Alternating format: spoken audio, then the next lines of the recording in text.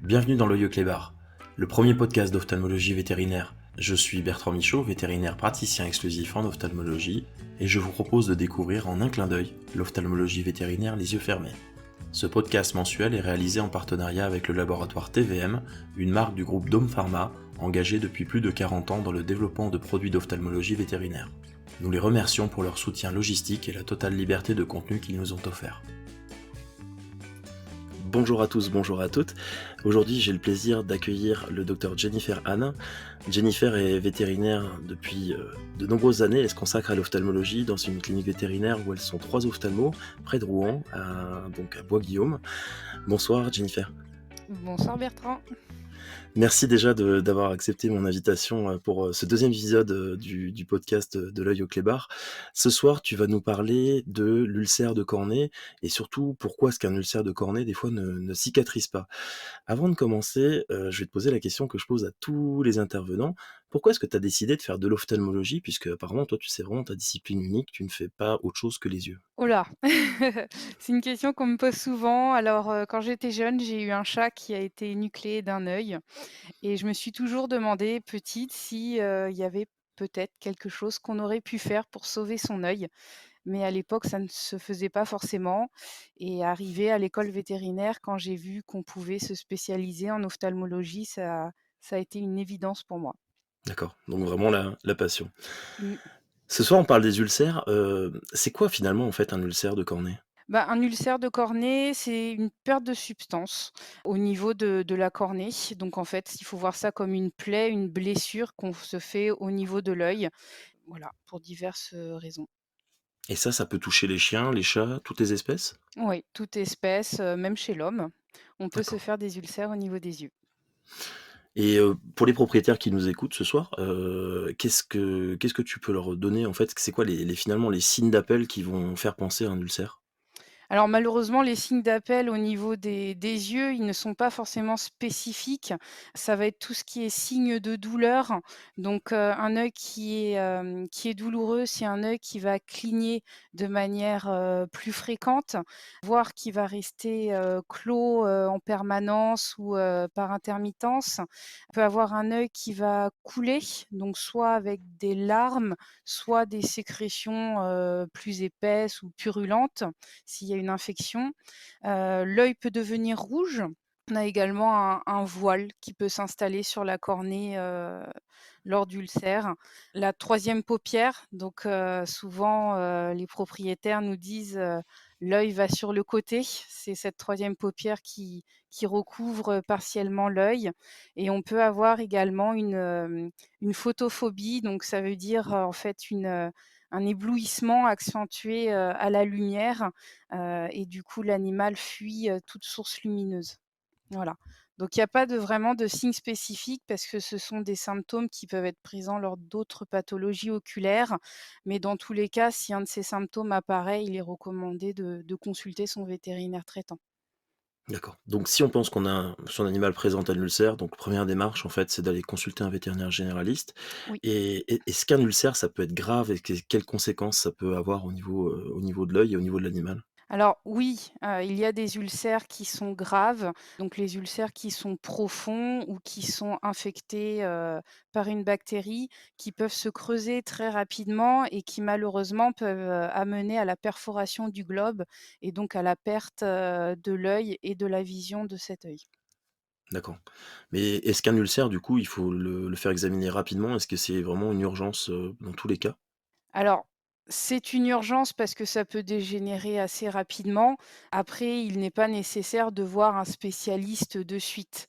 Les vétérinaires traitants vont juger de l'importance de l'ulcère. Si c'est un ulcère simple, ils vont pouvoir mettre en place un traitement, qui en général, les ulcères superficiels, cicatrisent rapidement. Si par contre, ils considèrent que ça dépasse leurs compétences, ils vont de toute façon, orienter les propriétaires vers un spécialiste. D'accord et du coup, tu nous parles de vétérinaires, généralistes qui peuvent examiner l'œil, à leur niveau. Quels tests, en fait, ils peuvent utiliser pour confirmer que ça soit bien un ulcère? Puisque tu nous disais tout à l'heure que c'est des fois délicat à dépister, à identifier. Alors, il existe donc le test avec un colorant fluo qui s'appelle la fluorécéine, qu'on applique tout simplement une goutte, sur l'œil, qui est soupçonné d'avoir un ulcère et en fait, s'il y a un ulcère qui est présent, ce colorant va rester accroché, sur l'œil et faire une tache jaune fluo. Donc là, D'accord. c'est vraiment le diagnostic, de certitude, d'un ulcère cornéen. Et pour les vétérinaires qui nous écoutent, est-ce que quand on a une positivité, en fait, à la fluorécéine, est-ce que c'est forcément signe d'un ulcère cornéen? Alors, ça dépend effectivement de la positivité de ce test. Des fois, on peut avoir plein de petits points, ce que j'appelle un piqueté, de fluo sur les cornées, qui peuvent être un signe, d'irritation chronique de la cornée sans qu'il y ait d'ulcère. On retrouve ça souvent, lors de syndrome de l'œil sec, donc des kératoconjonctivites sèches qui peuvent être amenées à entraîner la formation d'un ulcère. D'accord, donc on peut se retrouver avec des faux positifs, donc une fixation de la C'est fluorécéine n'est ça. pas forcément. Mmh. Et à l'inverse, est-ce qu'il y a des cas où un ulcère peut ne pas fixer la fluorécéine alors qu'il y a bien un ulcère? Tout à fait.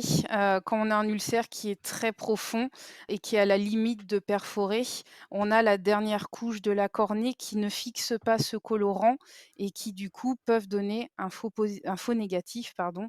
Et là effectivement c'est un petit peu dangereux parce que, du coup l'animal ne sera pas forcément pris en charge, de manière adéquate.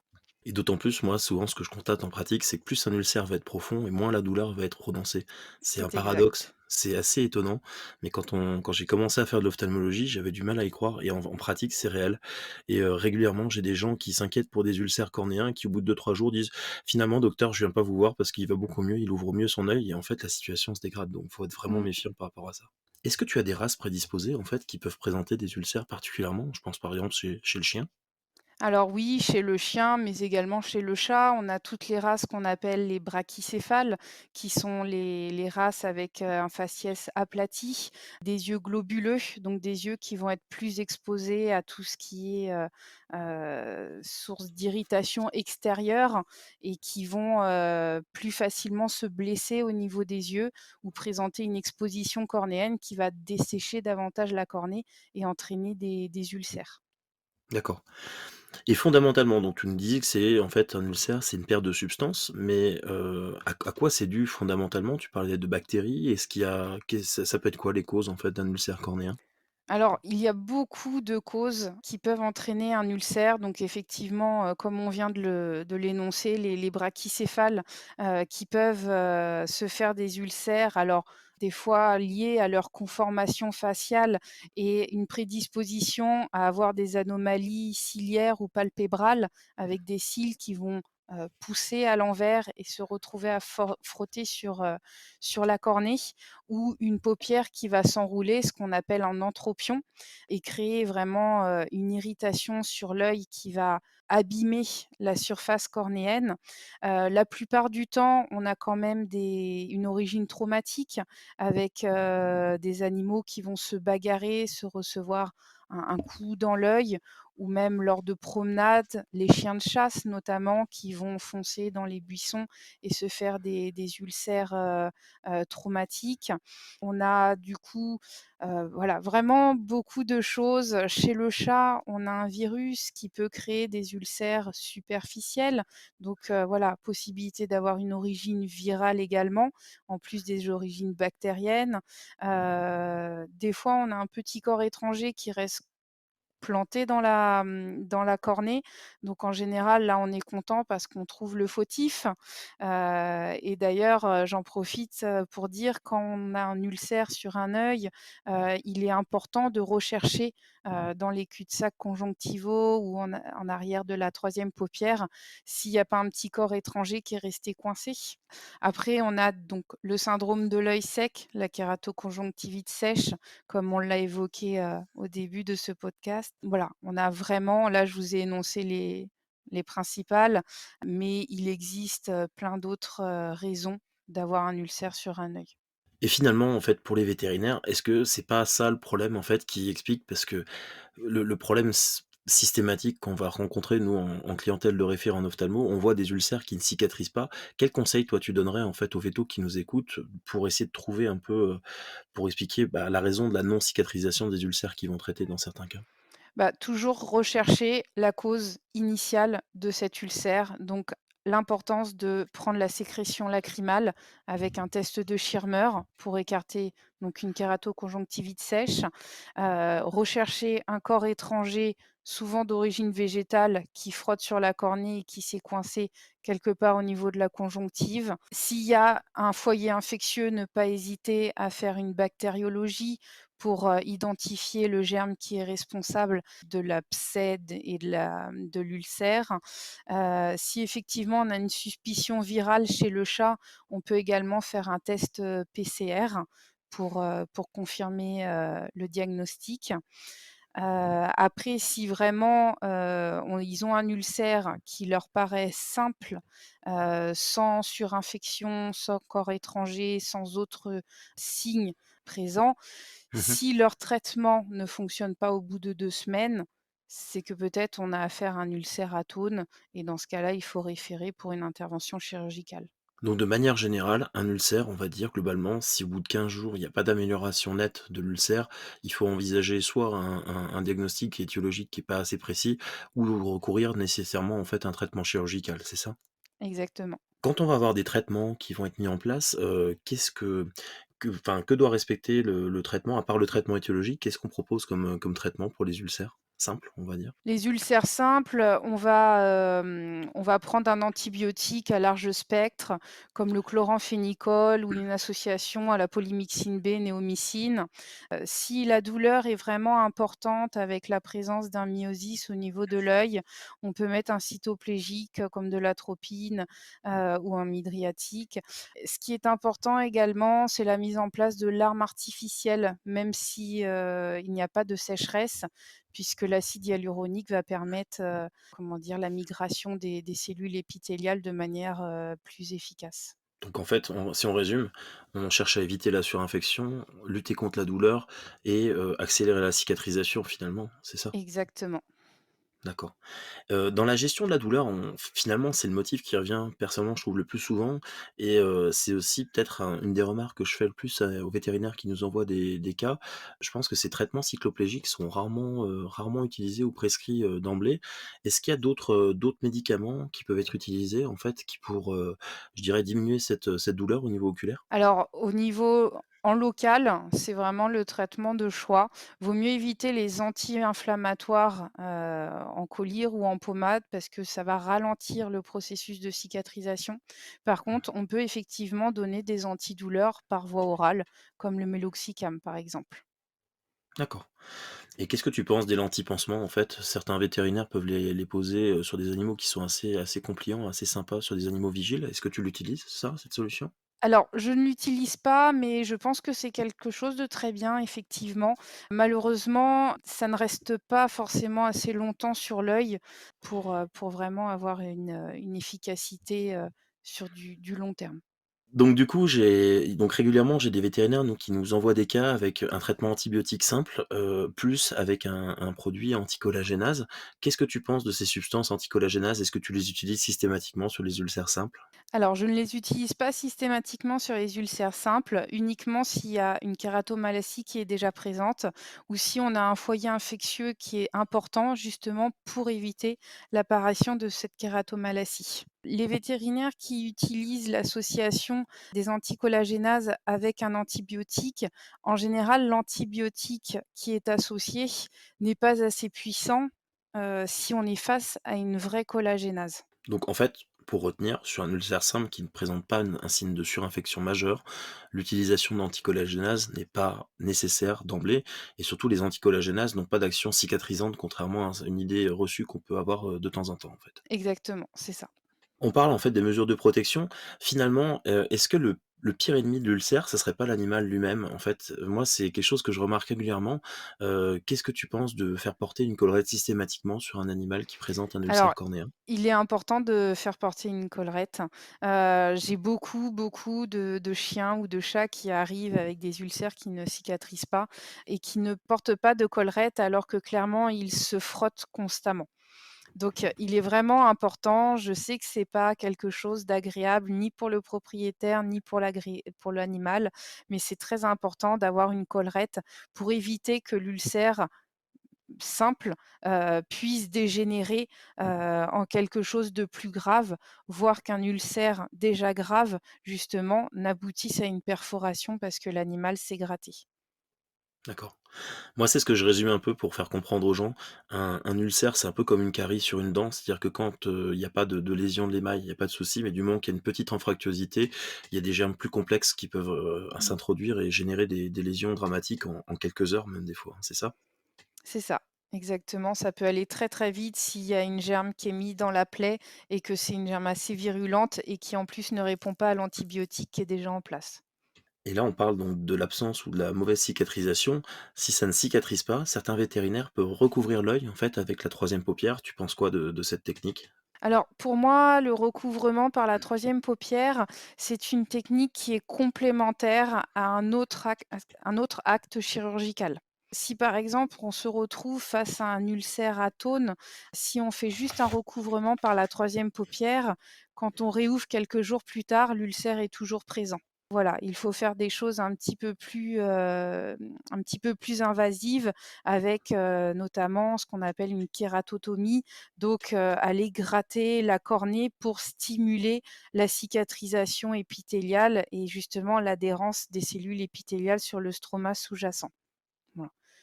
Voilà, D'accord, soit une kératotomie, striée ponctuée ou une kératectomie, les 2 techniques sont possibles, dans ce genre d'ulcère. d'accord. Donc finalement, en fait, il vaut mieux enlever les débris cellulaires et laisser cicatriser.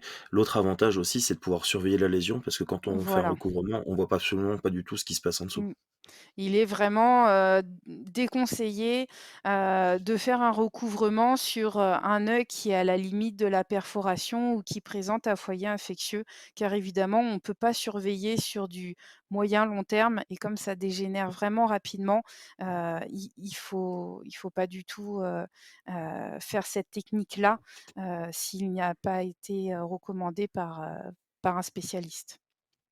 D'accord, et hormis, en fait, les ulcères qui sont prédisposés par des causes de frottement, de choses comme ça et cetera, quand tu as une complication d'ulcère, à quel moment, toi, tu vas indiquer au vétérinaire qu'il faut réaliser une chirurgie, en fait? À quel moment tu nous as parlé de délai de 2 semaines.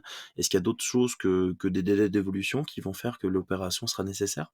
Si on admet un animal qui a déjà, un œil, avec, une cornée qui est à la limite de la perforation ou un abcès étendu, là, la chirurgie va être indiquée, de suite. En général, on les garde en hospitalisation et on intervient, dans la journée, pour, nettoyer l'abcès, nettoyer la zone, nécrosée des fois, et puis du coup boucher le trou avec, une greffe de cornée. D'accord, et tu me parles de profondeur, en fait, de la lésion. Comment est-ce que toi, en pratique, tu arrives à savoir, quelle est la profondeur de l'ulcère et à partir de quelle profondeur tu vas te dire: «Tiens, il va falloir vraiment penser à une chirurgie»?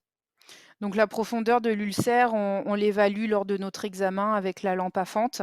Ça veut dire qu'on va effectivement, avoir, une fente lumineuse, qu'on va comment dire? On va balayer la cornée et évaluer l'épaisseur de cette cornée sur toute sa surface. Donc on voit les différences de niveau, grâce à cette fente.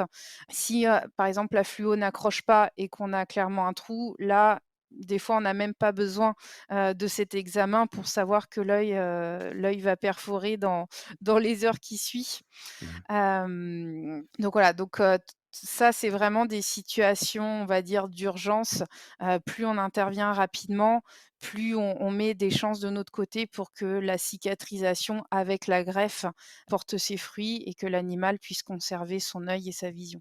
D'accord, et à partir de quelle profondeur, toi, tu vas conseiller au vétérinaire de référer pour une greffe? À partir du moment où on a 50 de l'épaisseur qui est atteinte, on a vraiment, la cornée qui est plus fragile et qui peut se rompre plus facilement, suite à un choc. Par exemple, imaginons que l'animal se promène chez lui et se cogne à un pied de chaise et ben, on a une fragilité qui peut faire crever l'œil à ce moment-là. D'accord, et en chirurgie, est-ce qu'il y a que les ulcères filaments profonds qui doivent être opérés ou est-ce qu'il y a d'autres cas d'ulcères qui ne répondent qu'à la chirurgie? Bah, du coup, les ulcératones, mais c'est pas on parle pas de greffe et puis après effectivement les perforations, on voilà, un œil perforé n'est pas un œil qui est fichu. On peut en sauver, chirurgicalement, avec des greffes. D'accord. Et toi, donc quand tu fais des greffes, tu nous parlais un peu des techniques que tu vas utiliser. Qu'est-ce que tu vas faire, en fait, concrètement, une fois que tu as nettoyé, débridé et cetera? Tu utilises quoi comme matériau? Tu as un stock de greffes? Qu'est-ce que tu vas utiliser comme matériel? Alors, bah, voilà, les greffes, c'est comme les ulcères. Il en existe plusieurs types et après, eh ben, on adapte en fait la technique à l'ulcère, qu'on a. Nous, à Veto Ophtalmo, on utilise principalement 2 types d'ulcères. Ce qu'on appelle de greffe, pardon. Une greffe autologue, ça veut dire qu'on utilise le tissu de l'animal. Donc l'avantage de cette technique, c'est que, il y a pas de rejet de greffe puisqu'on utilise vraiment un tissu qui appartient à l'animal. Donc en fait, on récupère un morceau de cornée sur l'œil quand la place nous le permet pour aller combler l'ulcère qui est présent. Donc ça, c'est effectivement une technique qu'on favorise, bah, déjà pour les rejets de greffe, qui sont absents et puis surtout on récupère une transparence cornéenne, en général qui est, quasi totale et donc une vision qui est parfaitement conservée. Si malheureusement, l'ulcère est très étendu et donc on n'a pas la place de récupérer un morceau de cornée, nous on utilise des membranes amniotiques, donc qui sont, prélevées, lors des césariennes de vaches dans notre belle Normandie et donc voilà, donc elles sont traitées et puis ensuite, on les stocke, au congélateur et puis, bah, quand on en a besoin, on en décongèle une pour aller, l'appliquer sur l'œil. Voilà. C'est une greffe du coup qu'on dit hétérologue, qui est issue d'un autre animal, en plus d'une autre espèce. Donc le risque de rejet de greffe est présent.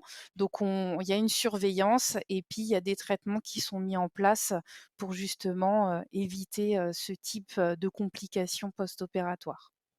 Donc ça, D'accord. c'est les 2 principales, types de greffes qu'on utilise, mais il en existe plein d'autres avec effectivement, d'autres sources de greffes, comme des sous-muqueuses vésicales de porc, des sous-muqueuses, rénales, du péricarde de bœuf, voilà. Il existe, plein de techniques différentes que chaque vétérinaire spécialiste va préférer en fonction de son activité, et de son affinité avec les différentes, types de greffes.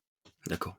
Donc il y a pas un seul type de greffe. La greffe idéale, ça serait d'avoir une cornée, comme en humaine, en fait, avoir des banques de donneurs, en fait, de la même espèce et cetera. Mais en pra Exactement, mais en pratique, on va être confronté à des soucis d'approvisionnement, de stockage et finalement le but, c'est d'avoir la technique avec laquelle le vétérinaire est le plus à l'aise et qui va permettre de maintenir et de combler, en fait, des espaces qui sont des fois, très importants et éviter qu'il y ait des bactéries qui recolonisent directement, en fait, ces greffes, hein. Ça, c'est vraiment ce qu'il faut comprendre.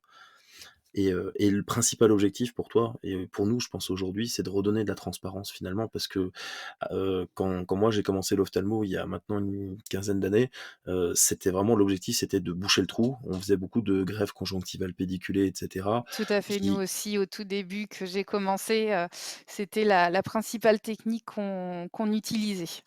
d'accord. Et maintenant aujourd'hui, est-ce que tu réalises encore ce genre de greffe-là? Je sais qu'il y a pas mal de vétérinaires qui font un peu de chirurgie, dans leur structure, qui utilisent cette technique-là. Est-ce que c'est quelque chose que tu peux encore mettre en place Alors, aujourd'hui? effectivement, j'en fais encore quelques-unes, principalement sur des animaux, âgés où, j'ai vraiment envie, d'apporter une solidité, immédiate et surtout un apport vasculaire qu'en général ils n'ont pas à cause de leur âge. Même si effectivement la transparence, est pas, bah, est médiocre, hein, clairement, disons-le comme ça. Les propriétaires sont quand même, contents que leur animal puisse conserver l'œil, même si la vision est pas parfaite. Voilà, donc oui, D'accord. il m'arrive d'en faire, voilà. Donc comme je disais tout à l'heure, on va en fonction du type d'ulcère, en fonction de l'animal, on adapte aussi un peu la technique, qu'on va proposer aux propriétaires. D'accord. Et finalement, est-ce que le meilleur intermédiaire pour apporter et des vaisseaux et de la transparence, ça serait pas ce qu'on appelle la technique de transposition cornéo-conjonctivale, qui consiste finalement à faire une sorte de tapis roulant, en fait, où on va dérouler et la conjonctive avec la cornée, une technique un peu compliquée, parfois, mais qui peut donner de bons résultats? Oui, c'est une bonne alternative. Après la l'opacification, elle est périphérique, donc qui gêne pas la vision, mais sur des propriétaires qui sont vraiment demandeurs de retrouver un œil normal, ça peut poser problème. D'accord. Finalement, le pronostic, en fait, sur un ulcère cornéen, il est bon? Il est comment grâce aux techniques chirurgicales qu'on a aujourd'hui? On a de très bons résultats avec effectivement les greffes de cornée, même sur des perforations. Donc oui, c'est une technique, qui vaut le coup et qui a sauvé, pas mal de yeux. C'est sûr. Mmh. Et pour les propriétaires qui nous écoutent ce soir, si tu avais un seul conseil, à leur donner, en fait, par rapport aux ulcères cornéens, qu'est-ce qu'ils peuvent faire et qu'est-ce qu'ils doivent faire, essentiellement? Bah, déjà, voilà, dès qu'il y a un signe de douleur au niveau des yeux, ne pas hésiter à consulter rapidement le vétérinaire traitant qui vous orientera vers un vétérinaire spécialiste s'il pense que, ça nécessite, une prise en charge médicale ou chirurgicale plus poussée. Après, voilà, pour les loulous qui ont tendance à mettre la tête, dans les buissons plus facilement, il existe des lunettes, des masques, protecteurs. C'est pas facile sur tous les chiens de leur faire, garder sur le museau, mais ça peut être une solution. Les larmes artificielles, c'est quelque chose que je recommande toujours à mes clients, même si l'animal a pas forcément de problème de yeux. Je pense que c'est un petit plus et s'il arrive justement, un problème au niveau de l'œil, ça peut créer une petite, protection supplémentaire. D'accord. On reparlera justement de ces lunettes, dans le dernier podcast de la saison avec Isabelle Guéréchi qui nous en parlera plus sur ces lunettes de soleil et en lien justement pareil, même remarque par rapport aux vétérinaires qui peuvent t'envoyer des cas en ophtalmologie. Quels conseils tu donnerais? Quelle chose tu souhaiterais faire un message à faire passer ce soir pour la gestion des ulcères cornéens? Ne pas hésiter à référer, ne pas essayer 1 milliard de traitements avant de nous l'envoyer. Et puis, ne pas hésiter à demander conseil qu'un petit coup de téléphone ou un mail pour savoir si justement, il faut référer ou si, il faut pas s'inquiéter et continuer le traitement. D'accord. Donc globalement, c'est vrai que si on résume ce soir, c'est vraiment, les 2 semaines de traitement, on va dire tout au plus, par rapport Mmh. à l'évolution et pas hésiter donc et c'est rarement l'antibiotique qui est responsable de la cicatrisation de l'ulcère, en fait, sauf vraiment dans des Ouais, cas très particuliers et que finalement, ça change pas grand-chose de changer le traitement et qu'en fin de cause, en fait, c'est si, au bout d'1 à 2 semaines, il y a pas d'évolution, il faut se poser sur la question, sur la démarche diagnostique et sur l'étiologie, sur l'origine du problème avant que ça se dégrade. c'est ça. Mmh. Parfait, L'antibiotique est juste là pour éviter une surinfection. très bien. Je pense qu'on a fait le tour et je pense que les auditeurs, étaient vraiment contents de ton intervention. Je tiens vraiment à te remercier pour ta participation. Ben, Heu, merci à toi de m'avoir proposé de participer, à cette émission. je rappelle que donc, Jennifer Anne, tu travailles donc, à la clinique Veto Ophtalmo qui se trouve, juste à côté de Rouen, à Bois-Guillaume et en tout cas, je te remercie encore beaucoup et bonne continuation à toi. Merci à toi aussi. Au revoir. Au revoir.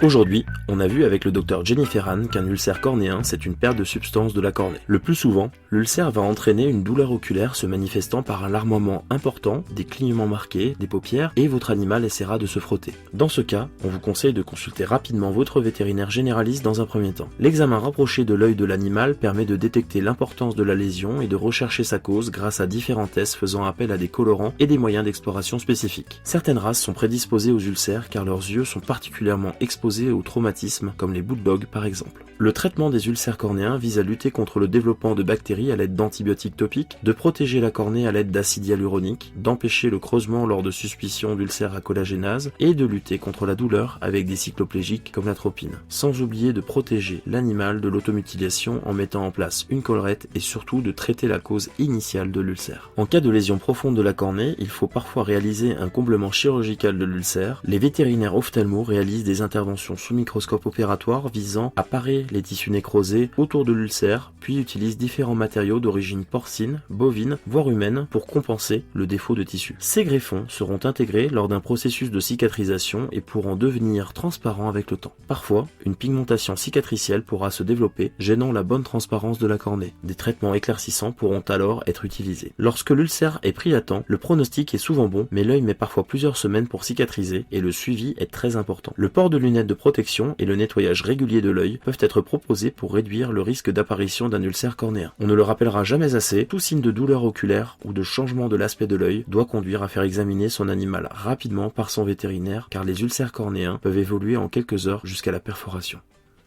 On se retrouve le mois prochain pour parler des déficits lacrymaux chez les animaux avec le docteur Charles Cassagne, parce qu'eux aussi peuvent avoir l'œil sec.